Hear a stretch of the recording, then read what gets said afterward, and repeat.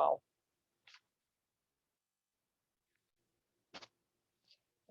Então, eu hoje vou fazer uma prece lida em intenção dos doentes, para quem tem na família alguém que está doente, porque eu estou também, na minha família, passando por essa provação, né? É cunhado, é primo, então... E aí, pela a Delice, né? Nossa baluarte da doutrina espírita, que também está no hospital, passando por cirurgia. Então, vamos orar. Quem tem os seus doentes, né, que focalize neles, e eu vou fazer a oração. Todo mundo já conhece, eu tenho muita fé nessa oração. Prece de Cáritas. Vamos lá. Vamos concentrar em Deus, vamos pedir saúde, paz, aceitação, tranquilidade, né? E cura para os doentes. Deus, nosso Pai, que tendes poder e bondade, dai força àquele que passa pela provação, dai luz àquele que procura a verdade, pondo no coração do homem a compaixão e a caridade. Deus, dai ao viajor a estrela guia, ao aflito a consolação e ao doente o repouso. Pai, dai ao culpado o arrependimento, ao espírito a verdade, à criança o guia e o órfão o pai. Senhor, que a vossa bondade se estenda sobre tudo que criaste. Piedade, meu Deus, para aqueles que não vos conhecem. Esperança para aqueles que sofrem. Que a vossa bondade permita aos espíritos consoladores derramarem por toda parte a paz, a esperança e a fé. Deus, um raio de vossa luz, uma centelha do vosso amor pode iluminar a terra. Deixai-nos beber na fonte dessa bondade fecunda e infinita. Todas as dores acalmar-se-ão, todas as lágrimas secarão. Um só coração, um só pensamento subirá até vós como um grito de reconhecimento e amor. Como Moisés sobre a montanha, nós vos esperamos com os braços abertos. Ó poder, ó bondade, ó beleza, ó perfeição. E queremos, de algum modo, alcançar a vossa misericórdia. Deus, dai-nos a força de ajudar no progresso a fim de subirmos até vós. Dai-nos a caridade pura, dai-nos a fé e a razão. E dai-nos a simplicidade que fará de nossas almas o espelho de onde deve refletir a vossa santíssima imagem. Jesus nos acompanhe na nossa palestra de hoje e que abençoe todos os doentes, dê assistência espiritual para cada um deles, com acompanhamento dos bons médicos espirituais. E Jesus abençoa cada um de nós, a cada família que se encontra aqui nesse encontro. E que Ele nos dê uma boa noite de sono para recuperar nossas energias com a presença e o amparo de cada guia, de cada mentor, de cada um, para que possamos ter uma noite de paz. E assim seja, graças a Deus. Graças a Deus, graças a Jesus. Hoje nós vamos falar aqui um pouquinho sobre um trecho da Bíblia que é bastante polêmico. Então, lá na Bíblia, está em Mateus, capítulo 10, esses 3 versículos, dos quais eu vou falar. Mas, na Bíblia, no Evangelho segundo o Espiritismo, vai estar em Moral Estranha, no capítulo 23. Esse capítulo 23 lembra tudo de moral estranha. Como assim moral estranha?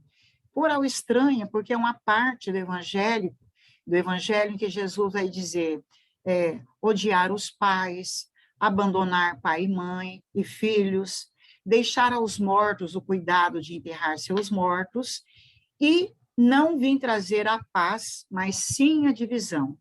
É desses versículos que eu vou falar hoje, que está em moral estranha, e algo que realmente soa muito estranho, porque ele diz assim, eu peguei alguns trechinhos, né? Ele diz, não penseis que eu tenha vindo trazer a paz à terra. Não, eu não vim trazer a paz, mas a espada. Peraí, Jesus, como assim? Você não é o príncipe da paz? A vida toda, durante todo a sua pregação, durante toda a sua mensagem, você não deu mostras, você não mostrou, não exemplificou a importância da paz? Então, por que ele dizer isso? Não penseis que eu tenha vindo trazer a paz à terra. Não vim trazer a paz, mas a espada, porque vim separar de seu pai o filho, de sua mãe a filha, de sua sogra a nora, e o homem terá por inimigos os de sua própria casa. Olha, todo esse trecho, aliás, todo o trecho do capítulo 10, do versículo 1 ao 42, ele traz esse tipo de instrução. Mas o que seria, o que ele queria dizer com isso? Justamente, Jesus vai dizer isso. Então, para nós entendermos bem o que ele quis dizer, é importante que nós saibamos o contexto. Nenhuma mensagem pode ser trazida e interpretada sem a contextualização, justamente porque ele foi profetizado lá em Isaías, capítulo 9, versículo 6, como aquele que viria, esse Cristo que viria, que seria o príncipe da paz. Então, é isso que nós vamos tentar entender. Em que contexto ele disse isso? Não dá para nós analisarmos esses versículos fora de um contexto, porque ele não vem trazer a paz, na verdade. Então, vamos entender um pouquinho esse contexto, para depois, assim, não passar, Jesus falou isso e tal. Então, ele disse isso num contexto em que a Judéia esperava, né, há muito tempo, um Messias Salvador.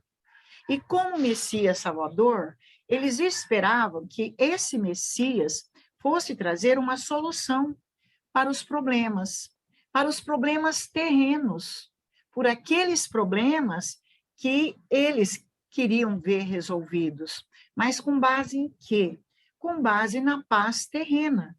Mas Jesus não, ele não veio trazer a paz terrena.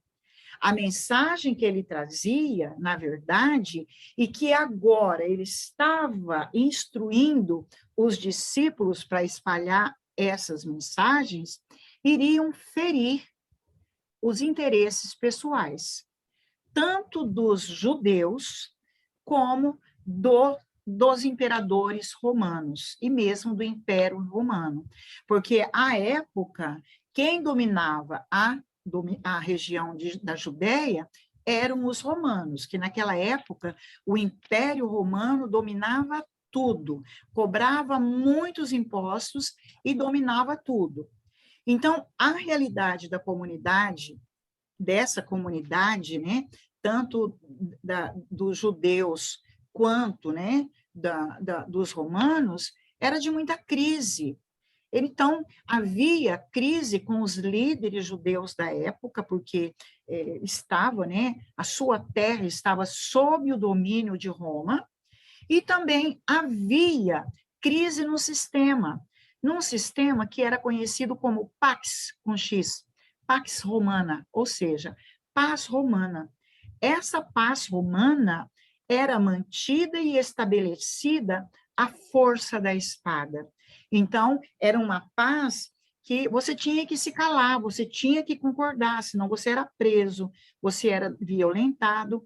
Então, aqui nesse caso, já dá para nós começarmos a entender essa palavra espada nesse contexto. É o símbolo, né? Metaforicamente, é o símbolo que vai ser um instrumento para vencer uma luta.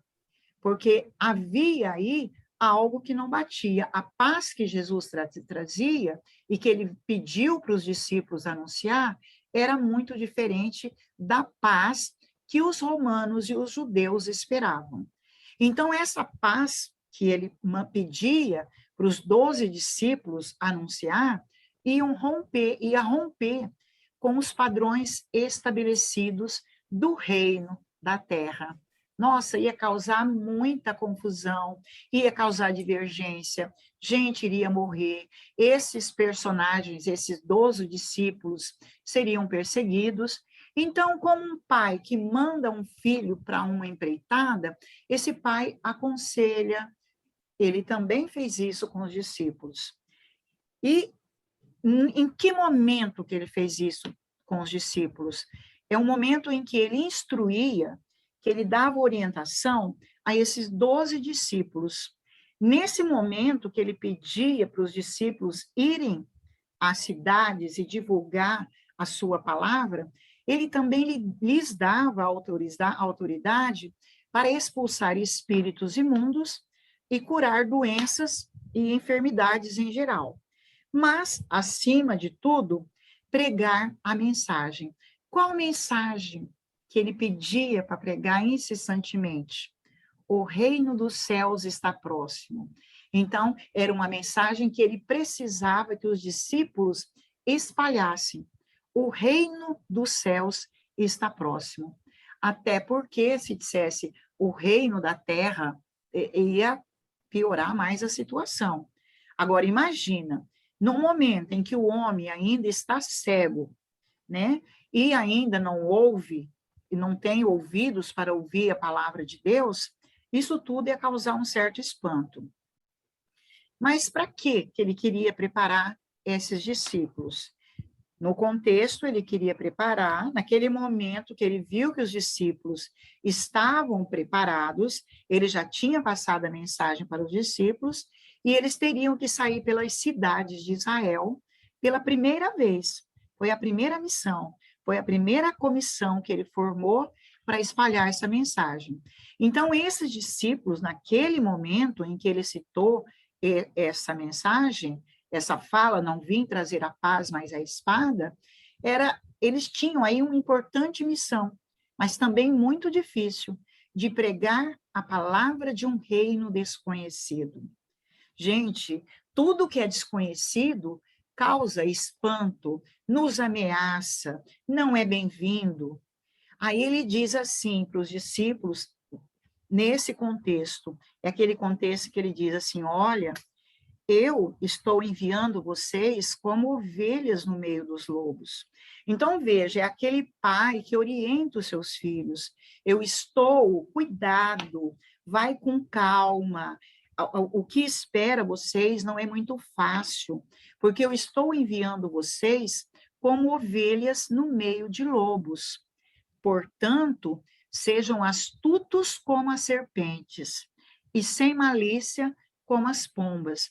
Veja que todo esse capítulo de Mateus 10, do 1 a 42, são instruções, porque ele já sabia o que esperava aqueles discípulos no momento em que eles fossem divulgar a sua palavra. Foi nesse contexto que Jesus disse, não vim trazer a paz, mas a espada. Por quê? Qual é a importância dessa instrução? Qual é a importância?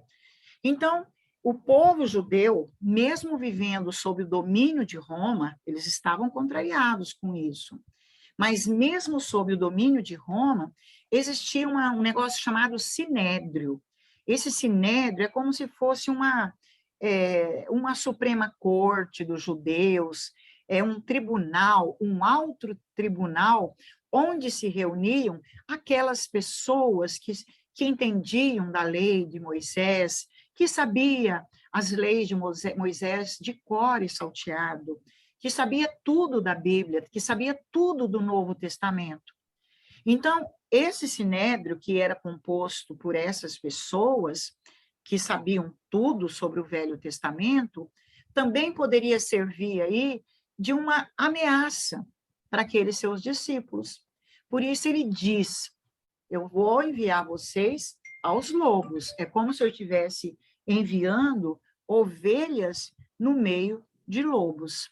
Então, esse sinédrio, esses sacerdotes, mesmo estando sob o jugo do poder de Roma, eles se sentiam bem, porque dentro do império eles tinham uma certa autoridade para decidir algumas coisas, entre elas se Jesus seria crucificado dali a um tempo ou não, quem ia para a forca, quem que não ia, quem que ia morrer, quem que ia ser preso.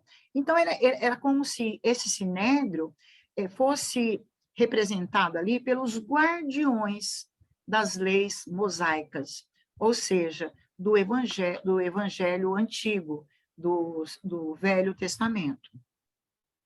Então, essa mensagem de Jesus era, e infelizmente nós sabemos que ainda é, muito contrária a de todos nós que ainda tememos a luz da razão.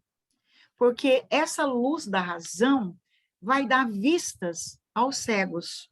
Então, tudo que vai dar vista, que vai nos tirar daquela escuridão, pode causar alguma ameaça e algum transtorno a quem está no poder. Então, tanto o interesse pessoal dos que ainda não têm olhos de ver e ouvidos de escutar, fala mais alto. Então, o interesse pessoal vai falar mais alto. E falou mais alto para aqueles daquela época, e repito, e reforço, e infelizmente, para nós que ainda não temos olhos de ver e ouvidos de escutar, esses interesses terrenos, pessoais, vão sempre falar mais alto, sobretudo se aquilo que nós vamos ouvir trazer para nós uma certa ameaça. Porque nós sabemos que naquela época, como nessa, se o erro for proveitoso, e eu falo isso com muita tristeza e me incluo, porque depois de mais de 2000 anos, quanto ainda nós temos para aprender, quanto ainda nós desfazemos da palavra de Cristo. Então, se esse erro for proveitoso para nós, como foi para eles, a gente se agarra e vai se defender, porque, olha, a minha verdade é essa, o meu interesse é esse. Então, isso não abala o erro. Se o erro for proveitoso, imagina, não vai abalar em nada aqueles que não carregam a verdadeira fé na alma. Ou seja, aqueles que ainda não sentiram essa luz, essa essência divina que há em nós. É muito triste ainda e a gente precisa sempre refletir sobre isso. E não é porque nós somos ou espíritas, ou católicos, ou evangélicos, e que sabemos muito da Bíblia, é que nós somos diferentes. É que nós não temos mais essa visão afunilada, né? Essa visão estreita ainda sobre essa verdade, sobre esse caminho, a verdade, a vida que Jesus veio nos mostrar. Então, nesse contexto, ainda hoje, se os discípulos viessem com a palavra, num contexto em que domina todo esse interesse pessoal, de poder econômico, de poder político, e de outros poderes que estão aí, das vaidades, os discípulos teriam que lidar com as mais diversas e antagônicas, contrárias reações por parte das pessoas, e uns receberiam bem, outros os rejeitariam. Então, no capítulo 10 de Mateus, são 42 versículos, só com aconselhamento, porque ele deixou claro para os discípulos olha, eu vou jogar vocês num contexto difícil, onde o pessoal arrepia a qualquer sinal de que seus interesses vão ser atingidos aí. Então, qual era a paz que eles esperavam? A paz do mundo. Essa paz que ainda hoje nós acreditamos que atingiremos. Porque quanto de paz nós queremos hoje? Quando a gente pede uma paz, de que paz nós estamos falando? Daquela paz das garantias exteriores?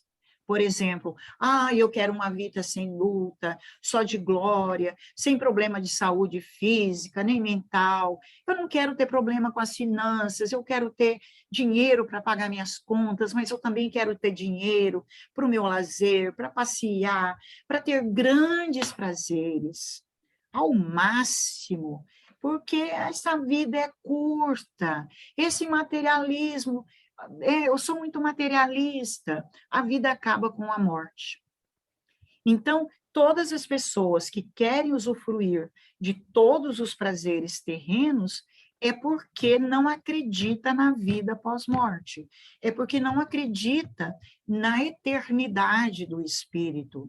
Então, negligencia, descuida dos prazeres que Jesus prometeu nos dar, não agora na terra, mas no reino dos céus.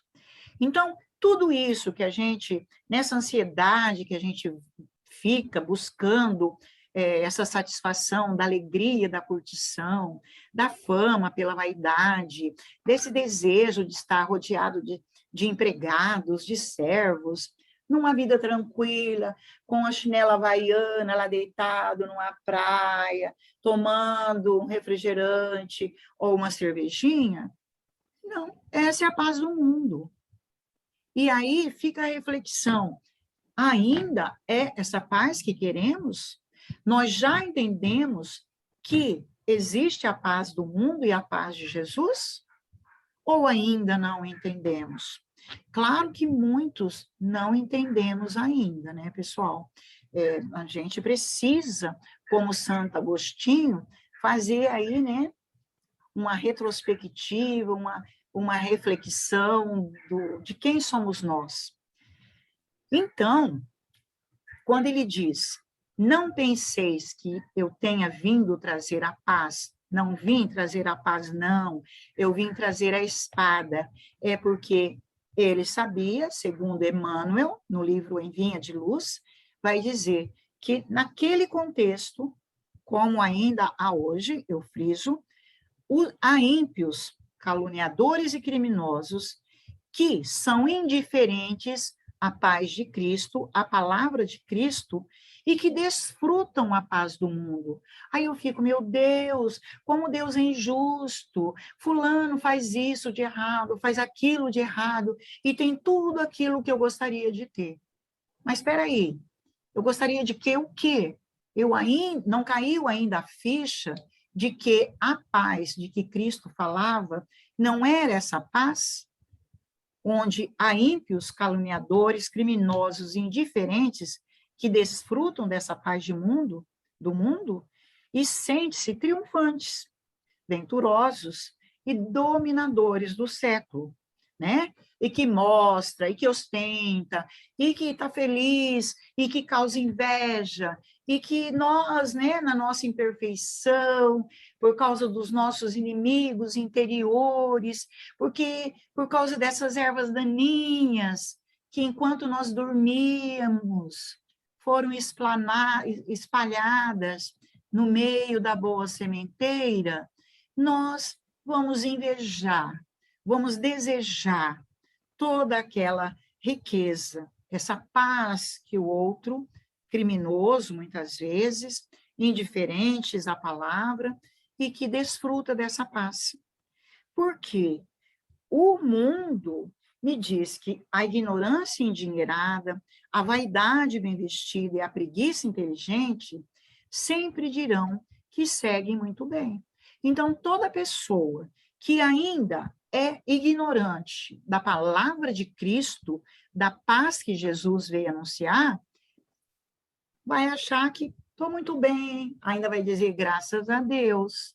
Olha só, a ignorância ainda faz com que eles dizem no final: estou ostentando, estou gastando, estou postando, estou causando inveja. Graças a Deus, estou bem. Então, é nesse contexto que ele vem mostrar, eu não vim trazer a paz, porque ele estava explicando para os discípulos, né, o que eles iriam enfrentar. Então, tá, paz com espada. Então, nesse momento, de que paz Jesus falava, então? Claro que não era da paz aparente, dessa paz almejada, tanto naquela quanto nesta época ainda, infelizmente, dessa satisfação dos prazeres terrenos. Não era dessa paz, desse contexto em que Jesus, naquele contexto que Jesus falava, e ainda vale para hoje, essa paz contrapunha a paz que ele pedia para os discípulos pregarem, ia se contrapor à paz romana, aquela paz do mundo, que era estabelecida sob o poder da espada. Então tá, olha o contexto. Se a paz romana tem que ser estabelecida pelo poder da espada, da violência e de tantas outras atrocidades contra o gênero humano, então, nesse contexto, eu espero que fique bem claro, é nesse contexto que ele simbolicamente diz: eu não vim trazer a paz, mas sim a espada. Porque essa espada é o símbolo de luta. Então, é com essa espada que nós vamos acabar com as ervas daninhas. Essas ervas daninhas estão espalhadas em mim e no mundo, mas eu quero chamar a atenção aqui somente para hoje, né? Somente para essa erva daninha que está espalhada em mim. Por causa de um descuido, eu dormi, veio o inimigo e o inimigo semeou a sementeira da erva daninha no meio da sementeira que o pai também semeou, da sementeira do trigo, do joio, do alimento, ou seja, das virtudes. Seriam as virtudes e os vícios. Aí ele vai dizer, né, na parábola do joio e do trigo, ele vai dizer, o servo diz para o Senhor: Senhor, e aí, onde você semeou a semente boa, do bem, do trigo, nasceu um monte de semente do mal, da erva daninha. Aí o Senhor diz: calma, meu filho, vamos então agora esperar que tanto a erva daninha cresça, quanto o joio, né? Aliás, o trigo cresça. Porque se você for arrancar a erva daninha antes que o trigo, que o bem não esteja muito bem germinado, você pode arrancar junto o bem. Ou seja, isso também já é um indício de que Deus é misericordioso e dá tempo para a gente trabalhar essas virtudes, dessas sementes que foram espalhadas na nossa essência, para depois de agora, seguros, confiantes, eu possa devagarinho, aos poucos, sem me machucar, sem machucar o ego, arrancando as ervas daninhas, ou seja, arrancando um vício de cada vez. O vício da inveja, o vício do ciúme, o vício da maledicência, o vício do não fazer nada, o vício da preguiça, porque eu vou falar dessa preguiça, pessoal, porque é um vício que eu ainda tenho. De vez em quando eu quero ler, aí eu durmo, eu quero fazer alguma coisa, eu tenho sono. Então, é um vício contra o qual eu tenho lutado, mas é algo que está tão arraigado, e cada um sabe aquele vício que está mais arraigado. Tem vício que é mais fácil de ser arrancado. Outros vícios, se eu arrancar de uma vez, eu posso também machucar as minhas virtudes, né? Para trabalhar a mensagem lá, a metáfora de Jesus. Espere tanto o trigo quanto o joio crescerem, se fortalecerem, que aí, ao você arrancar a erva daninha, não vai atrapalhar a sementeira, né? Ou o trigo, né? O bem que foi ali. Então, por que que nós deixamos entrar essas ervas daninhas? Porque nós dormimos. Dormimos no sentido figurado, porque nós estamos descuidados, porque nós não temos parado aquele minutos ou horas, cada um no seu tempo, de se entregar a Deus e ouvir confiantemente o que Deus quer nos dizer. O que eu tenho que dizer de mim? Eu tenho que fazer essa investigação dentro de mim mesma, como Santo Agostinho fez. Então, claro que os inimigos querem nos ver retidos, como na escola. Eu vou reter esse aluno, eu vou deixar esse aluno na primeira série por 10 anos. Então, esses inimigos querem vencer. É a luta do bem contra o mal. Então, eu preciso de uma espada. Essa espada que é símbolo de luta, que é símbolo de domínio. Então, com essa espada, eu quero dominar o meu próprio eu. Eu quero preservar dentro de mim as virtudes, as sementes das virtudes, e não a sementeira do joio, não a sementeira do mal, de tantos vícios que nós carregamos.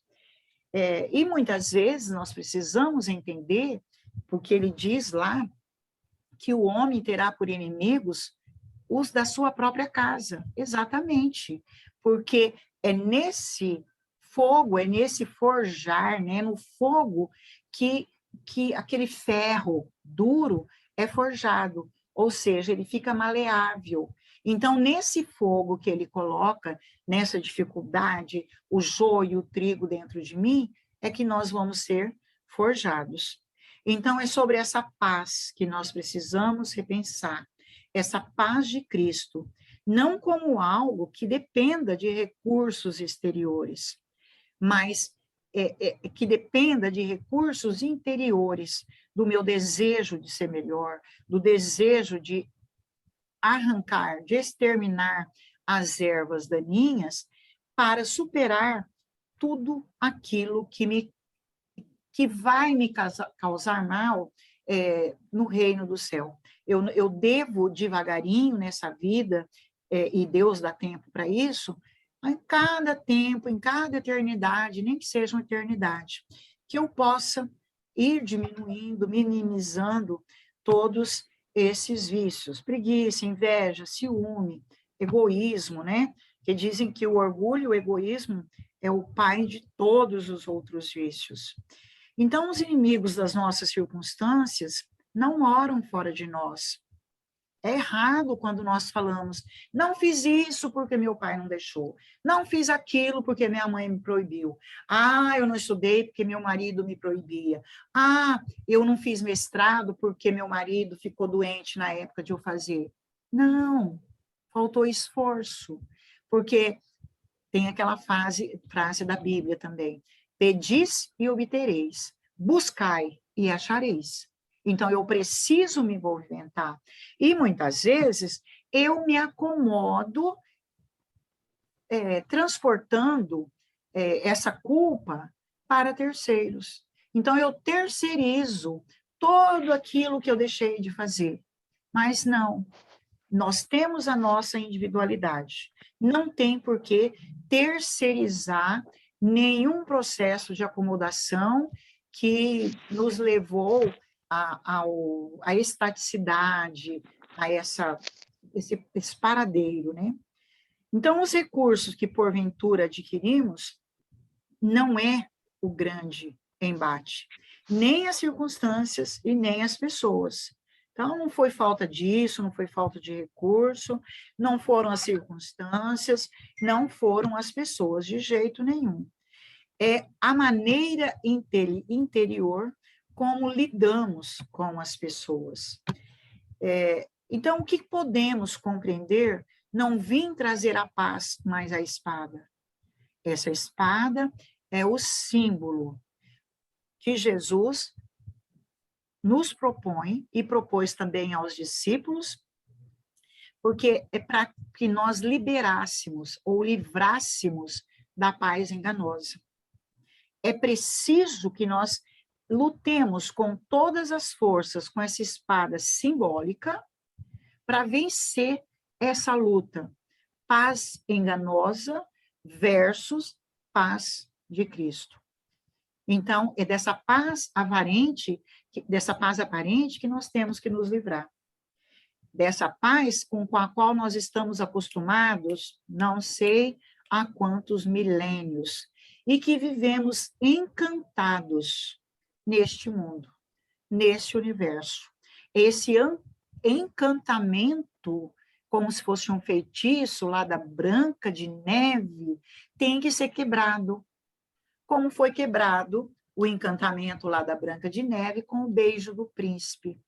Então, trazendo aqui para Cristo, né, esse encantamento tem que ser quebrado com a palavra vivenciada, sentida, a palavra de Jesus, a palavra do reino, a paz que Jesus veio pregar, é que vai nos tirar desse encantamento, desse feitiço. Porque nós estamos muito iludidos e muito encantados com todas as benesses que o mundo oferece. Mesmo que nós não temos, nós vemos o outro tendo, né? E desejamos. E aí nós vamos passar, e nós passamos, né? Com tudo isso que está posto e que o próprio capitalismo nos ensina que deve ser assim, nós passamos a acreditar que quando conquistamos as garantias exteriores, poder, dinheiro, fama, as valorizadas no campo terreno, né? Nós somos felizes e estamos em paz. Não. Enquanto nós acreditarmos que as garantias exteriores é que vão nos trazer a paz, nós vamos estar encantados. Então, é preciso que nós desencantemos de todo esse mundo que o capitalismo nos apresenta. Ah, claro, queremos sim dinheiro, é necessário, queremos sim ter sucesso, é necessário pelo trabalho, mas é importante saber, né, o que está dentro do que é justo, do que é ético e daquilo que não é ético. Tem um rap, eu gosto muito de alguns raps. Ele diz assim, é do Barril de Rap, é o nome do conjunto. Ele diz assim, seja você a luz, aprenda a enxergar no escuro. Eu achei lindo isso aqui. Seja você a luz, é você que vai ser a luz. Quem vai iluminar o seu caminho é você mesmo, porque você tem essa essência de Cristo. É você que vai lapidar esse diamante que há em você brilhando para você enxergar no escuro. Aí ele diz, olhe ao seu redor e veja seu mundo. Não tenha dó, olhe sem pena. Algo no fundo, porque lá no fundo, todos nós carregamos essas virtudes, mas para que nós aprendamos a enxergar no escuro tudo isso, eu preciso utilizar aquela espada. Para eu propagar a mensagem de Jesus, ele também deixa claro, eu não vim trazer a paz, eu vim trazer a espada. A espada é o instrumento com o qual, pelo nosso esforço, nós vamos lutar diuturnamente, com muito esforço, dando prova de que a paz de Cristo é o caminho, que a paz de Cristo é a paz do reino de Deus.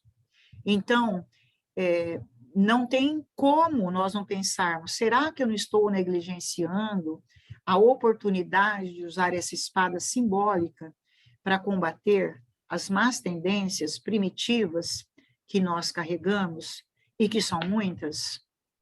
E as que somos instados a amealhar cotidianamente, porque além daquelas que nós já carregamos de tempos anteriores, nós também estamos amealhando novas.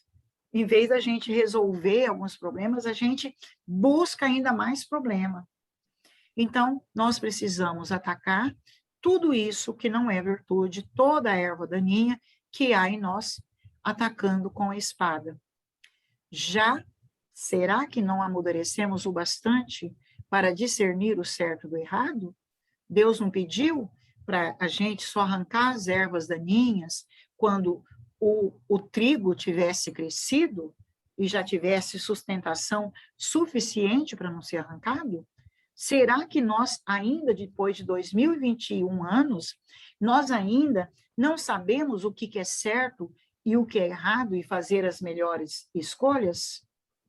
Ou seja, é preciso que nós discernamos, nas palavras de Jesus, o que há de joio e o que há de trigo em nós.